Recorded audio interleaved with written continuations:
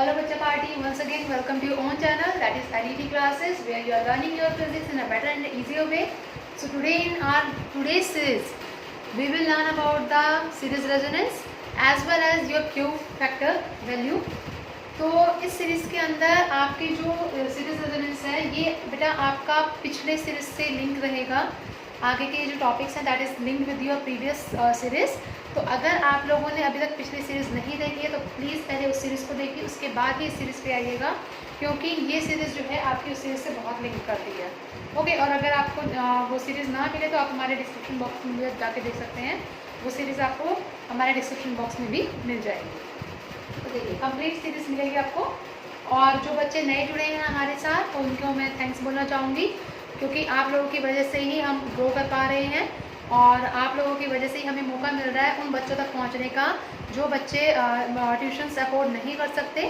और साथ में जो आपके कमेंट्स आते हैं, जब आपके कमेंट्स आते हैं then I will be feeling very happy कि आप लोग कमेंट करते हैं, जब ये बोलते हैं कि ma'am your teaching is great and जितना आपने पढ़ाया उतना हमें समझ आ गया, तो उसके लिए थैंक यू सो मच। हमें इतना प्यार देने के लिए, इतना सपोर्ट देने के लिए, इतना ब्लेसिंग्स देने के लिए, उसके लिए बहुत बहुत बहुत ज़्यादा थैंक यू आप सभी को। और साथ में प्लीज़ आप हमारे वीडियोस को और ज़्यादा शेयर करिए, लाइक करिए और सब्सक्राइब करिए, ताकि आपको हमारे डेली की नोटिफिकेशन मिलती रहे। तो इसी के साथ चलिए आज हम स्टार्ट करते हैं अपना नेक्स्ट जो टॉपिक है। हमारा जो ये टॉपिक है ये मैंने आपको पहले से ही लिख रखा है ताकि आप लोगों का टाइम वो वेस्ट ना हो और आप लोगों को अच्छी तरीके से समझ आ जाए। और फिज़िक्स में बेटा आप लोगों को डेरिवेशन के साथ साथ कुछ डिस्क्रिप्शन पार्ट भी लिखना होता है, और वो डिस्क्रिप्शन पार्ट आप जैसे भी इमेजिन करते हैं किसी चीज़ को आप उसके अकॉर्डिंग लिखिए। Don't cram the things. Physics में कभी भी चीज़ों को क्रैम मत करिए। फिज़िक्स में उस चीज़ को आप क्या करें, इमेजिन करके चलें, ठीक है। जब तक आप इमेजिन नहीं करेंगे तब तक आप लोग नहीं समझ सकते फिज़िक्स के कंसेप्ट को। तो कंसेप्ट को समझने के लिए आपको इमेजिन करना बहुत ज़्यादा ज़रूरी है। तो देखिए आपका जो आज का टॉपिक है दैट इज सीरीज रेजोनेंस। अब सीरीज रेजोनेंस बेटा होता क्या है? सीरीज रेजोनेंस नाम से पता चल रहा है कुछ। सीरीज रेजोनेंस जैसे हमारा सीरीज के केस में करंट जो रेजिस्टेंस होता था मैक्सिमम होता था, वैसे अब सीरीज रेजोनेंस के केस में हमारा करंट मैक्सिमम होगा, ठीक है। तो ये क्या है, it is a kind of event in the LCR series circuit. सबसे पहले तो ये LCR सीरीज से लिंक्ड है, ठीक है। ये एक तरह का सीरीज इवेंट है जो कि किस में आता है, आपका LCR सीरीज के सर्किट के बीच में आता है। तो in this even we get the maximum value of IRMS। इसके अंदर हमें क्या मिलता है, सबसे ज़्यादा वैल्यू मिलती है हमें करंट की, IRMS की, ठीक है। जिसके बेसिस पे हम क्या करते हैं, SR को हम डिफाइन करते हैं। तो SR के लिए कंडीशन क्या है, आपका जो करंट है वो कैसा होना चाहिए, मैक्सिमम होना चाहिए, यानी कि IRMS मैक्सिमम होना चाहिए आपका। अब देखिए अब SR चाहिए क्यों, वाई SR इज़ रिक्वायर्ड। तो अगर आपने कभी सोचा हो कि जो रेडियो स्टेशंस हैं आपके जितने भी ऑसिलेशंस की चीज़ें आएंगी वो आपके रेडियो स्टेशन से ही लिंक्ड है। बिकॉज अगर आप चैप्टर नंबर 5 पे जब आएंगे, यूनिट 5 पे सॉरी, इलेक्ट्रोमैग्नेटिक वेव्स पे, तो आप उसमें खुद देखेंगे कि जो रेडियो वेव्स है वो उसके आपके यूजेस क्या देखेंगे कि आप उसके ऑसिलेशंस के केस में यूज़ होता है। तो ये सीरीज रेजोनेंस है। आगे जो आपका ट्रांसफॉर्मर आएगा, ऑसिलेशन, ऐसे ऑसिलेशंस आएंगे, ऐसे ऑसिलेशन में तो हम मैक्सिमम रेडियो का ही एग्जांपल देते हैं। सिमिलरली यहाँ पे भी हम रेडियो का ही एग्जांपल ले रहे हैं। अब इसमें क्या लिया बेटा कि सपोज करिए हमने एक रेडियो की बात करी और रेडियो स्टेशन से क्या आ रहे हैं, कुछ सिग्नल्स आ रहे हैं, ठीक है। क्या बोल रहे हो, सिग्नल्स आ रहे हैं, और वो सिग्नल्स जो है बहुत ज़्यादा दूरी से आ रहे हैं, बहुत ज़्यादा डिस्टेंस से आ रहे हैं। तो जब वो बहुत ज़्यादा डिस्टेंस से आएंगे, मुझे एक चीज़ बताइए कि जब वो मैक्सिमम डिस्टेंस कवर कर रहे हैं एक स्टेशन से दूसरे स्टेशन में आने में, तो क्या उसकी एनर्जी लूज होगी, या फिर हम ये बोल सकते हैं कि वो एनर्जी होगी तो क्या होगी उस सिग्नल की, जिस वे से वो आएगा, जिस रेंज से वो आएगा, उसकी एनर्जी होगी क्या। तो अगर आपको याद हो प्लैंक्स कांस्टेंट के केस में एनर्जी का जो फॉर्मूला होता है वो होता है E = H × nu. E stand for energy, H stand for your Planck's constant and nu is known as your frequency. Okay, अगर आपकी एनर्जी हाई है तो आपकी फ्रीक्वेंसी क्या होगी, हाई होगी। या फिर एक और चीज़ भी बोल सकते हैं कि अगर जो रेडियो स्टेशन से आपकी रेडियो वेव्स आ रही हैं वो वेव्स की अगर फ्रीक्वेंसी मैक्सिमम है तो इट मीन्स उसकी एनर्जी भी क्या होगी, मैक्सिमम होगी। यानी कि E = H न्यू से हमने E और न्यू के बीच में क्या निकाल दिया, रिलेशन निकाल दिया, ठीक है। तो अब एक क्वेश्चन ये उठता है कि जब वो एनर्जी आ रही है तो उसको कितने स्ट्रेंथ की पावर की होगी, यानी कितना पावर का स्ट्रेंथ होगा उसका। उस एनर्जी का। क्या वो आते आते एनर्जी कम हो जाएगी या फिर वो हमें क्या कहते हैं सेम एम्पलीट्यूड में मिलेगी। ठीक है, कि इसके केस में आपका जो क्या बोलते हैं इसको, जो आपका रेजोनेंस है, जो आपका कर्व है वो सेम रहेगा या फिर वो क्या हो जाएगा, ये डैम्प हो जाएगा। ठीक है, उस केस में हम देख सकते हैं कि अगर जितना ज़्यादा पावर होगा उतनी हमारी एनर्जी भी है, एनर्जी होगी तो क्या कहते हैं फ्रिक्वेंसी भी होगी। इट मीन्स हमारे पास ये वाला ग्राफ ना मिल गया, हमें क्या ग्राफ चाहिए, ये वाला ग्राफ चाहिए जो कि हर पूरे डिस्टेंस पे आप देते क्या हो जाए मैक्सिमम, मतलब सेम ही रहे। ये नहीं है कि वहाँ से फिर से चला और हमारे पास जीरो पावर पहुँचे इसकी, ऐसा नहीं होना चाहिए। पावर जो वहाँ से चली है और जो यहाँ तक पहुँचेगी वो क्या रहनी चाहिए, आपकी सेम रहनी चाहिए। तो जितना पावर इंक्रीज हुआ उतनी एनर्जी इंक्रीज होगी। ठीक है, पावर का फॉर्मूला होता है एनर्जी बाय टाइम से। ठीक है, जितना पावर उतनी एनर्जी। और साथ में अगर हम करंट से रिलेटेड देखें तो P is equal to I square रहा होता है, तो वहाँ से P जो है वो आई स्क्वायर के प्रोपोर्शनल हो जाएगा। इट मीन्स आई भी क्या हो गया आपका इंक्रीज हो गया P के साथ। तो यहाँ से हमने देखा कि जब कोई ऑब्जेक्ट तब जब कोई आपकी वेव्स जो हैं कवर करती हैं कुछ डिस्टेंस को, तो आपका पावर क्या होना चाहिए, इसके मैक्सिमम होना चाहिए। अगर पावर मैक्सिमम होगा तो आपका करंट मैक्सिमम होगा, एनर्जी मैक्सिमम होगी, फ्रिक्वेंसी मैक्सिमम होगी। और आपका जो क्या कहते हैं वहाँ से जो सिग्नल्स आ रहे हैं रेडियो वेव से, तो वो रेडियो वेव से जो सिग्नल आएंगे वो आपके डिस्टर्ब नहीं होंगे। ठीक है, लेकिन अगर इसका अपोजिट केस हो गया, करंट डिक्रीज हो गया, पावर डिक्रीज हो गया, एनर्जी डिक्रीज हो गई, तो आपकी फ्रिक्वेंसी भी क्या होगी, डिक्रीज होगी।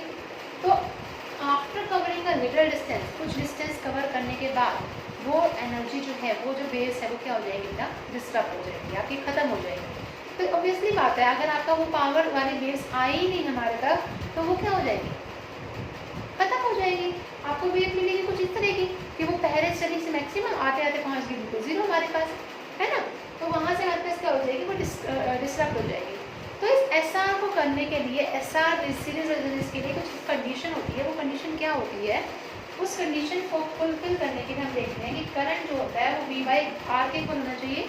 लेकिन LCR के केस में हमने पढ़ा था, वहाँ पर जो आपका R था वो तीनों का सम था, L, C और R के रेजिस्टेंस का सम था, उसके अंदर से लिया हमने। तो वहाँ हमने इसको Z से डिनोट किया था, and Z is known as your impedance. ठीक है, तो अगर मैक्सिमम करंट है तो वोल्टेज भी मैक्सिमम होगी और दैट इसके रहेगा R square plus XL minus XL का स्क्वायर, है ना। तो फॉर मैक्सिमम करंट के लिए अगर करंट क्या होगा, ये मैक्सिमम होगा तो ये क्या होगा, मिनिमम होगा, क्योंकि ये इसकी क्या है, इनवर्सली प्रोपोर्शनल। ठीक है, अगर आपका करंट मैक्सिमम है तो R square plus XL minus XL का होल स्क्वायर क्या लग जाएगा, डिक्रीज हो जाएगा। और अगर ये डिक्रीज हो गया, ठीक है, तो आप मुझे एक चीज़ बताइए, अगर इसको डिक्रीज कर दें, मान लो जीरो का इक्वल कर दें, क्या रेजिस्टेंस कभी डिक्रीज हो सकता है, ये बताइए। रेजिस्टेंस कभी भी ज़ीरो नहीं हो सकता, क्योंकि अगर आपने कभी नोट डाउन किया हो तो अगर मेरे पास एक वायर है, सपोज करिए मैंने एक लीड की वायर ले ली, ये वायर है, इसकी मान लीजिए पर्टिकुलर लेंथ है मेरे पास। ये जो पर्टिकुलर लेंथ है हमारे पास, इस लेंथ को का कुछ ना कुछ रेडियस होगा, क्योंकि हमारे पास फॉर्मूला क्या होता है, R is equal to rho L by A. अगर पढ़ा हो तो आपने, R is equal to rho L by A. ठीक है, लेंथ है तो रेडियस तो रेजिस्टेंस भी होगा। अगर लेंथ ऐसा हो नहीं सकता कि जीरो हो जाए, किसी चीज़ की अगर लेंथ कंसीडर किया तो कुछ ना कुछ तो वैल्यू रहेगी ना, तो उस केस में उसका रेजिस्टेंस कभी भी जीरो नहीं हो सकता।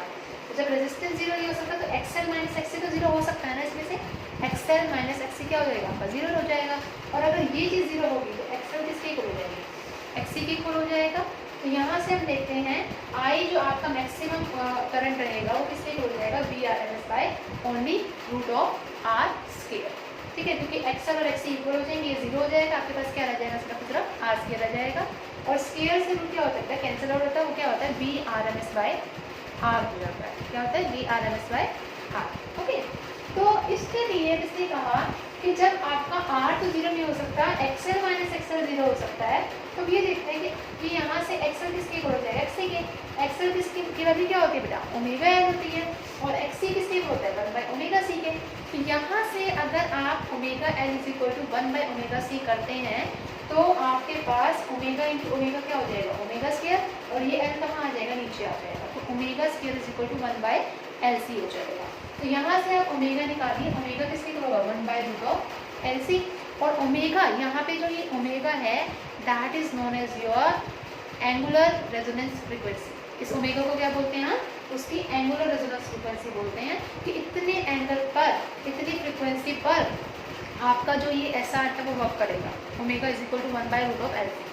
और ओमेगा की वैल्यू क्या होती है, वो होती है बेटा 2πf। ठीक है, अगर पर्टिकुलर एक सर्कुलर पाथ मूव कर रहा है तो उस केस में हम फुल साइकिल के क्या लेते हैं, 2πu लेते हैं या f लेते हैं, बाकी वैल्यू। तो 2πf हमने फ्रीक्वेंसी ले ली, इसकी फ्रीक्वेंसी निकालनी है यहाँ से, तो फ्रीक्वेंसी किसके हो जाएगा, ये 2π नीचे आ जाएगा, 1/2π√LC। तो इतनी रेडियो, इस रेडियो ऑसिलेशन के ऊपर आपकी जो फ्रीक्वेंसी रहेगी वो ट्यून रहेगी, और जो आपका पावर मिलेगा आपको रेडियो स्टेशन से, जो सिग्नल आएगा वो आपका ट्यून सिग्नल होगा और वो आपको एग्जैक्टली सुनाई देगा, उसमें कोई भी साउंड डिस्ट्रक्शन नहीं होगी। तो आई होप आपको सीरीज रेजोनेंस समझ आया हो कि वो पर्टिकुलर एक सीरीज में आता है, लेकिन एक प्रॉपर तरीके से सेम एम्पलीट्यूड के साथ हमारे पावर लाइन्स तक पहुँचता है। अंडरस्टूड? ठीक है, तो एक बार आप इसका सीरीज रेजोनेंस का स्क्रीनशॉट ले सकते हैं। Then we will start the next part. I hope आपने कर लिया होगा इसको। Yes, now see the next part. Next part is known as your Q value या क्यू फैक्टर, हम बोलते हैं उसको। ठीक है, क्यू वैल्यू या क्यू फैक्टर होता क्या है, ये वो फिजिकल क्वांटिटी है।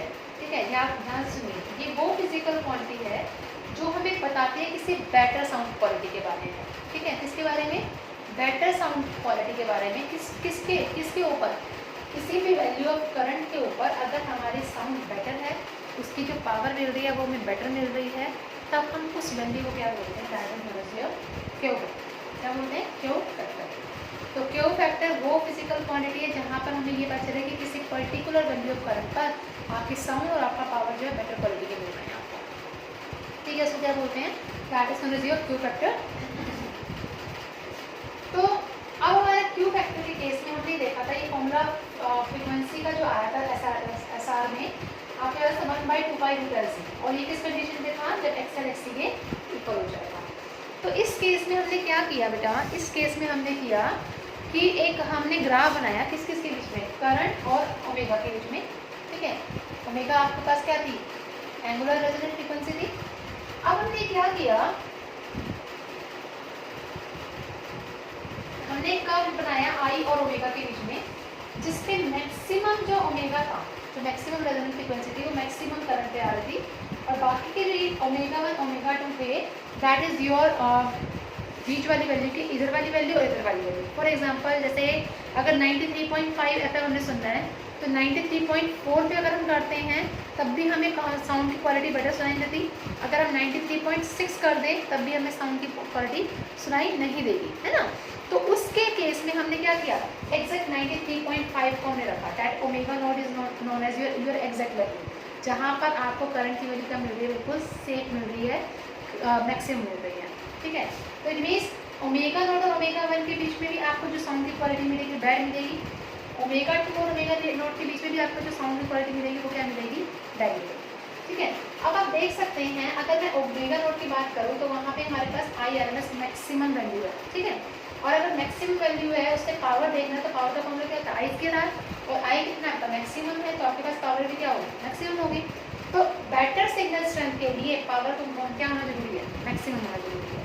और अगर पावर मैक्सिमम हुआ तो फ्रिक्वेंसी क्या होगी, चेंज होगी, फ्रिक्वेंसी चेंज हुई तो करंट चेंज होगा, और करंट अगर चेंज हुआ तो हमें क्या मिल जाएगी, बेटर साउंड मिल जाएगी।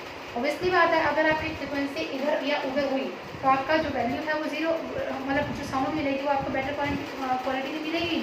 आप अपने रेडियोस में भी देख सकते हैं, जब आप रेडियोस को ऑन करते हैं और उसके साउंड की फ्रिक्वेंसी मैच नहीं करती अगर, ठीक है, तो आपको जो गाने हैं, सॉन्ग्स हैं या फिर कोई भी इन्फॉर्मेशन है वो आपको क्लियरली सुनाई नहीं देती है, डिस्ट्रप्शन हो जाता है उसके बीच में। तो उसके लिए आपका ओमेगा नॉट का होना बहुत ज़्यादा ज़रूरी है। ठीक है, पर्टिकुलर वैल्यू का होना ज़्यादा ज़रूरी है। तो उसमें पावर जब तक मैक्सिमम नहीं होगी तो आपका फ्रिक्वेंसी मैक्सिमम हो ही नहीं सकती, क्योंकि उसमें करंट मैक्सिमम नहीं होगा। ठीक है, तो इसने कहा कि एट IRMS√2, इस वैल्यू पर IRMS√2 पर the sound will be able to hear, हमें सुनाई देगी, लेकिन वो इतनी क्लियरली सुनाई देगी जितना कि हमें यहाँ पे ओमेगा नॉट पे सुनाई देगी। ठीक है, अब ये यहाँ पे आप देख ही सकते हैं कि जो डिस्ट्रप्शन हुआ वो इतना मैक्सिमम हुआ इस ग्राफ के थ्रू। ठीक है, तो T = I²R आपका फॉर्मूला होता है, I²R मैक्सिमम हो गया, और क्या कहते हैं, बाई 2 आपका RMS/√2 होता है, तो उसका जब स्केल करेंगे तो क्या हो जाएगा, यहाँ पे 2 आ जाएगा। ठीक है, तो इट मीन्स यहाँ से आपका पावर क्या हो गया, हाफ हो गया। तो यहाँ से आपने देखा कि अगर RMS करंट है आपके पास तो पावर भी क्या हो गया, आपका हाफ हो गया। लेकिन अगर आपका मैक्सिमम करंट है तो पावर भी क्या रहेगा, आपका मैक्सिमम रहेगा। तो अगर मैं एक और ग्राफ यहाँ ड्रॉ कर ली, तो सपोज करिए एक बेटर क्वालिटी का ग्राफ में ड्रॉ किया लाइक दिस। ठीक है, उस केस में हमारे पास ये जो बनी हम ये लेंगे, यहाँ से ये ओमेगा 1 हो जाएगी और यहाँ से क्या हो जाएगी, ओमेगा 2 हो जाएगी। ठीक है, तो यहाँ पर जो इसका ये डिस्ट्रप्शन देख रहा वो क्या रहा, कम हुआ। एक और ग्राफ ड्रॉ करा मैंने, सपोज करिए यहाँ पर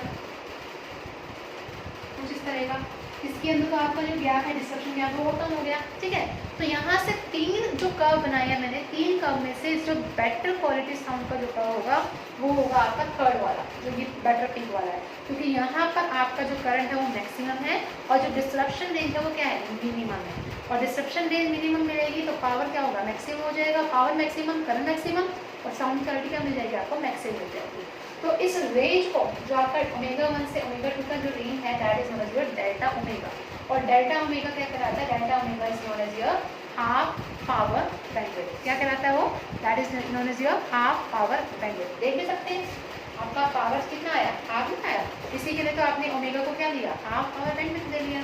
ठीक है, तो यहाँ से हम अगर क्वालिटी फैक्टर को डिफाइन करें तो क्वालिटी फैक्टर किसके इक्वल आता है, क्वालिटी फैक्टर होता है वोल्टेज अक्रॉस L और C, L और C के अक्रॉस जो वोल्टेज है बाय वोल्टेज अक्रॉस R, और R के अक्रॉस जो वोल्टेज है, ठीक है, उसके अक्रॉस हमारे पास जो क्वालिटी फैक्टर आता है वो क्या होता है बेटा, वोल्टेज अक्रॉस L और C। आपके पास जो फॉर्मूला होता है वो क्या होता है, वोल्टेज का I इंटू एक्सएल होता है। ठीक है, I इंटू एक्सएल हो गया, और वोल्टेज अक्रॉस R कितना हुआ, I इंटू R हुआ। I से I कैंसिल आउट हो गया, आपके पास कितना, एक्सएल का फॉर्मूला क्या होता है, ओमेगा L बाय R। तो यहाँ से ओमेगा की वैल्यू अगर आपको याद हो तो ओमेगा हमने निकाला था 1/√LC, है ना।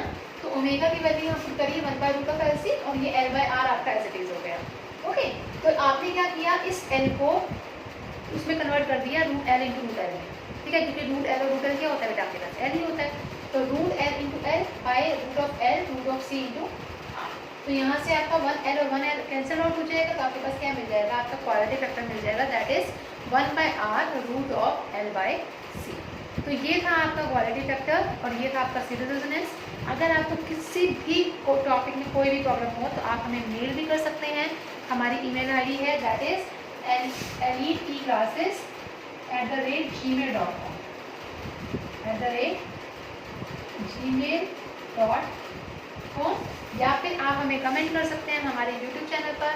और आप लोगों के कमेंट्स देखकर सबसे ज़्यादा खुशी मुझे होती है कि आप लोग कम से कम हमारी वीडियो जो है बहुत ज़्यादा बच्चों के पास जा रही है और उनको पसंद आ रहा है। तो इसी के साथ प्लीज़ मैं आपसे रिक्वेस्ट करूँगी कि सब्सक्राइब करिए चैनल को, जो बच्चे नए जुड़ रहे हैं, और जितना हो सके आप शेयर करिए ताकि दूसरों बच्चों को हमारी वीडियो से बेनिफिट मिल सके। तो उसके लिए थैंक यू, और प्लीज़ सेफ रहिए, सुरक्षित रहिएगा। Thank you.